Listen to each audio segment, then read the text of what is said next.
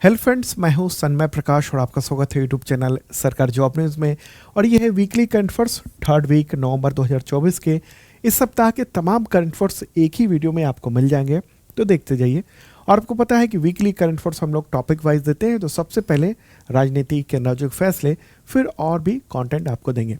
और हाँ, यहाँ पर इन्फॉर्मेशन आपको दे दूँ कि जनवरी से लेकर नवंबर तक का टोटल करंट अफेयर्स का मैराथन वीडियो अवेलेबल है।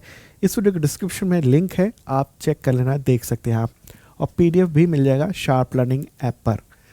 तो चलिए शुरू करते हैं। और क्वेश्चन होगा यहाँ पर, केंद्र सरकार ने किस राज्य में हिंसा बढ़ने की वजह से नवंबर 2024 में 5 जिलों के 6 थानों में फिर से arm forces protection special protection act को लागू कर दिया है?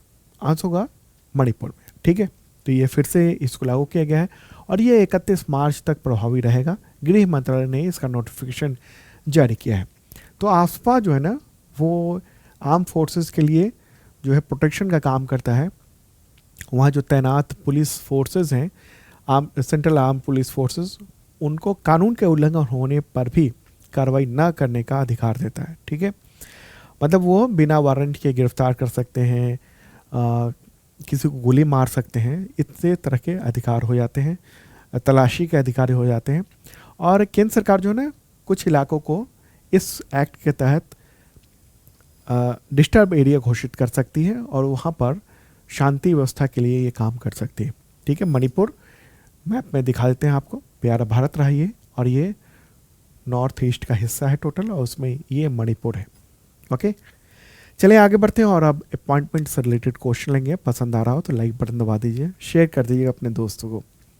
तो क्वेश्चन होगा, केंद्र सरकार ने नया नियंत्रक एवं महालेखा परीक्षक ने सीएजी किसे नियुक्त किया है?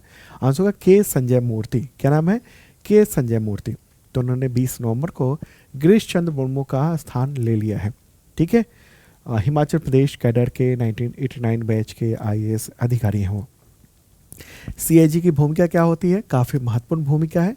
सीएजी जो है वो केंद्र और राज्य सरकारों, इसके अलावा सार्वजनिक क्षेत्र के जो उद्योग है और सरकारी वित्त पोषण जो संगठन है, उन सब के खातों का ऑडिट कर सकता है। ठीक है, तो ये ऑडिट करता है और खर्चे पर नज़र रखता है। अगला क्वेश्चन लेते हैं, इंडियन ऑयल कॉरपोरेशन के नए चेयरमैन कौन है? आंसर होगा अरविंदर सिंह साहनी। क्या नाम है? अरविंदर सिंह साहनी। भारत की सबसे बड़ी तेल कंपनी है इंडियन ऑयल कॉरपोरेशन। तो कैबिनेट की नियुक्ति समिति ने इनके नियुक्ति को मंजूरी दी है। आगे बढ़ते हैं, अगला क्वेश्चन डिफेंस से रिलेटेड क्वेश्चन लेंगे। और हाँ, इसका पीडीएफ जो है ना, वो ऐप पे अवेलेबल है। शार्प लर्निंग ऐप है, वहाँ पर जिन लोगों ने मेंबरशिप प्लान लिया हुआ है या कोई कोर्स परचेज किया हुआ है, वो डाउनलोड कर सकते हैं। ठीक है, तो ऐप पर जाइए और देखिए वहाँ पर।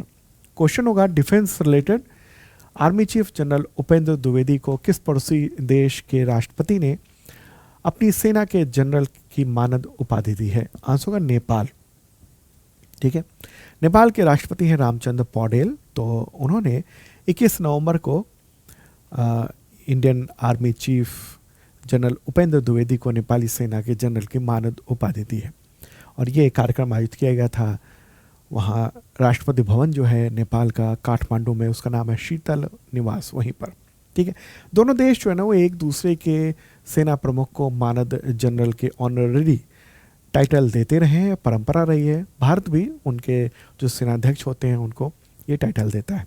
ओके, तो नेपाल में अभी प्राइम मिनिस्टर कौन है? तो वह है केपी शर्मा ओली और राष्ट्रपति रामचंद्र पौडेल, राजधानी है काठमांडू।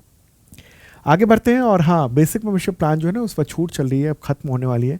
तो आप देख सकते हैं ये बेसिक मेंबरशिप प्लान, ये एसएससी, रेलवे, टीचर, इन सब के लेवल का है। करंट फोर्स के लिए 1 साल की वैलिडिटी होती है, अपडेट मिलता रहता है, पिछले 2 सालों के भी अपडेट मिलते हैं। दूसरा ISPCS मेंबरशिप प्लान है। तो इस वीडियो के डिस्क्रिप्शन में आप चेक कर लेना, इतने सारे खूबियाँ हैं इसकी।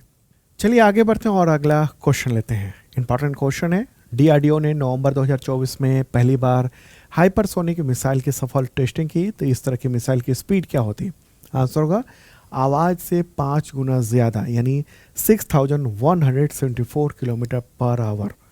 किसने ये टेस्टिंग की है? तो DRDO ने, यानी डिफेंस रिसर्च डेवलपमेंट ऑर्गेनाइजेशन ने। कब लॉन्चिंग हुई? 16 नवंबर 2024 की रात को। कहाँ से? तो ओडिशा के तट पर जो एक द्वीप है एपीजे अब्दुल कलाम द्वीप, वहाँ से। ठीक है, तो स्पीड ये है 5 गुना ज़्यादा है। ठीक है, मिसाइल की रेंज क्या है 1500 किलोमीटर से भी ज़्यादा। कहाँ से लॉन्च किया जा सकता है, हवा पानी ज़मीन तीनों से इसको लॉन्च किया जा सकता है। और इसके ज़रिए भारत खास देशों के ग्रुप में शामिल हो गया है। कुछ ही देश हैं जिनके पास इस तरह की मिसाइल है, उनमें अमेरिका, रूस, चीन है शामिल है।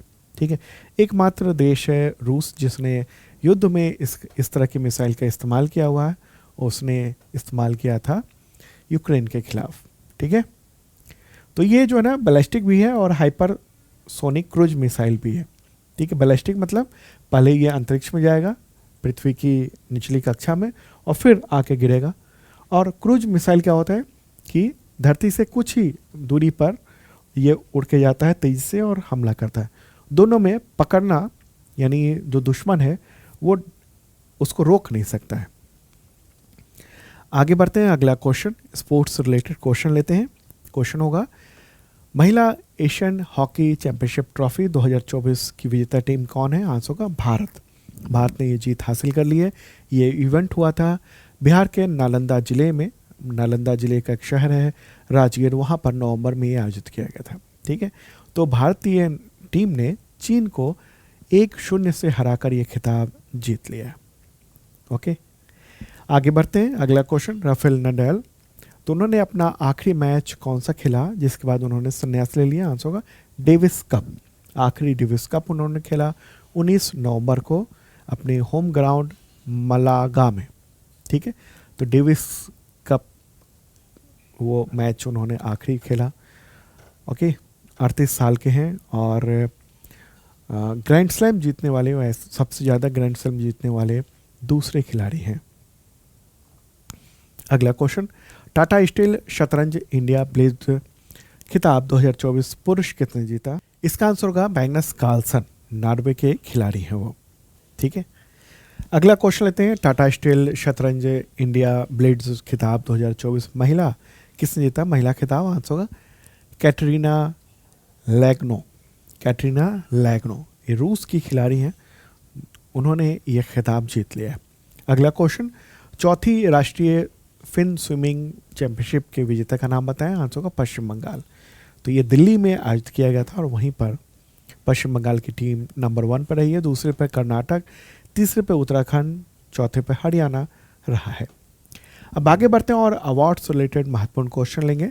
मिस यूनिवर्स 2024 जो खिताब है उसके विजेता का नाम बताएं? आंसर होगा विक्टोरिया केजर। क्या नाम है? Victoria Kjær. ओके, और डेनमार्क की रहने वाली है मूलतः ये।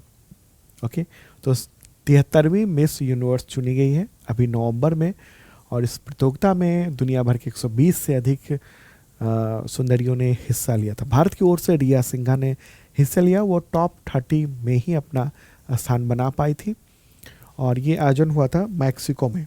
ठीक है, मैक्सिको में ये आयोजन किया गया था। आगे बढ़ते हैं, अगला क्वेश्चन लेंगे हम लोग।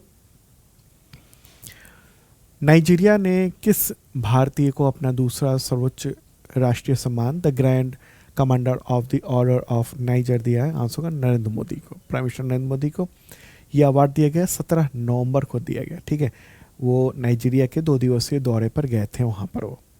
ठीक है, भारत के लिए महत्वपूर्ण है नाइजीरिया क्योंकि वो तेल और गैस का वहाँ पर विशाल भंडार है। नाइजीरिया दिखाते हैं आपको, ये अफ्रीका है, उसमें ये रहा नाइजीरिया। ठीक है, तो ये देश जो है ना भारत की ऊर्जा ज़रूरतों को भी पूरा करता है। मतलब भारत केवल रूस या सऊदी अरब या इराक से ही तेल नहीं लेता बल्कि अफ्रीकी देशों से भी तेल लेता है, तो इसलिए इम्पॉर्टेंट है। ठीक है, तो नाइजीरिया की राजधानी क्या है? अबूजा। आगे बढ़ते हैं और अब साइंस एंड रिसर्च से रिलेटेड महत्वपूर्ण क्वेश्चन लेंगे। दुनिया के सबसे ताकतवर रॉकेट का नाम बताएं जिसके कई टेस्ट स्पेस एक्स कंपनी ने किए? आंसर होगा स्टारशिप। क्या नाम है? स्टारशिप। एलन मस्क की कंपनी है, उसने ये टेस्ट किया है लगातार। और एक टेस्ट तो ऐसा था जो लौट के आया रॉकेट और उसको आर्म ने, मशीनी आर्म ने, रोबोट के, उसने कैच कर लिया। तो ये महत्वपूर्ण बात रही। ठीक है, चलिए आगे बढ़ते हैं, अगला क्वेश्चन लेते हैं। हाँ, उससे पहले बताऊं कि 71st बीपीएससी के लिए कोर्स चल रहा है जीएस फाउंडेशन बैच, आप ज्वाइन कर सकते हैं, आपके काफ़ी काम आएगा। अगला क्वेश्चन होगा, इसरो का जीसैट N2 कम्युनिकेशन सैटेलाइट नवंबर 2024 में किस अमेरिकी कंपनी के रॉकेट फाल्कन 9 से लॉन्च हुआ है? आंसर होगा स्पेस एक्स। क्या है? Space x. ठीक है, और तो स्पेस एक्स से क्यों भेजा गया, भारत के रॉकेट से क्यों नहीं? क्योंकि इसका वजन सैटेलाइट का 4700 किलोग्राम था, और इतने भारी सामान को ले जाने के लिए भारत के पास भी रॉकेट नहीं है, उतना पावरफुल नहीं है, तो इसलिए स्पेस एक्स की मदद ली गई और उसको भेजा गया है। इनसेट N2 जो है ना, वो एक टेली कम्युनिकेशन सैटेलाइट है, और ये रिमोट एरिया में जहाँ दूर दराज के क्षेत्र हैं वहाँ पर बहुत ही हाई स्पीड में ब्रॉडबैंड इंटरनेट मुहैया कराएगा। आगे बढ़ते हैं और पर्यावरण से रिलेटेड महत्वपूर्ण क्वेश्चन लेते हैं। क्वेश्चन होगा, किस शहर में वायु प्रदूषण की गंभीर स्थिति की वजह से ग्रेडेड रिस्पांस एक्शन प्लान यानी ये GRAP का चरण 4 लागू करना पड़ा? आंसर होगा दिल्ली में। ठीक है, दिल्ली में सुप्रीम कोर्ट के निर्देश पर यह 18 नवंबर को इसको लागू किया गया था। बहुत ही ख़राब हालत थी वायु प्रदूषण की वहाँ पर, हालांकि बाद में इसको दिसंबर में हटा लिया गया ग्रेड 4 को। ठीक है, नेक्स्ट क्वेश्चन लेते हैं अंतर्राष्ट्रीय संगठन से रिलेटेड। क्वेश्चन होगा, G20 शिखर सम्मेलन 2024 किस देश और उसके शहर में आयोजित किया गया? आंसर होगा ब्राज़ील, और वहाँ की राजधानी रियो डी जेनेरियो में वहाँ आयोजन किया गया था। 18 और 19 नवंबर को यह आयोजन किया गया था। प्रधानमंत्री नरेंद्र मोदी ने उसमें शिरकत की थी। ठीक है, तो इससे पहले 2023 का भारत में हुआ था न्यू दिल्ली में, और 2024 का हुआ रियो डी जेनेरियो में, और इस बार की थीम थी एक न्यायपूर्ण विश्व, एक टिकाऊ ग्रह का निर्माण। ठीक है, 2025 की अध्यक्षता दक्षिण अफ्रीका के पास रहेगी, दे दी गई अभी, और 2026 की अध्यक्षता USA करेगा। ठीक है, G20 क्या है? G20 जो है वो ग्रुप ऑफ 20 है, और उसमें टोटल 21 सदस्य हैं। नया जो सदस्य है वो अफ्रीकी संघ है, जो भारत में जो 2023 में G20 की मीटिंग हुई थी उस दौरान इसको मेंबर बनाया गया था, अफ्रीकी संघ को। अब विदेश से रिलेटेड यानी इंटरनेशनल रिलेशन से रिलेटेड क्वेश्चन लेंगे हम लोग।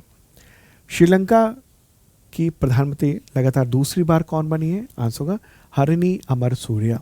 ठीक है, हरिनी अमरसूरिया ये रही, जो कि लगातार 2 बार महिला होने के पर ये महिला है और 2 बार प्रधानमंत्री अभी बनी हैं।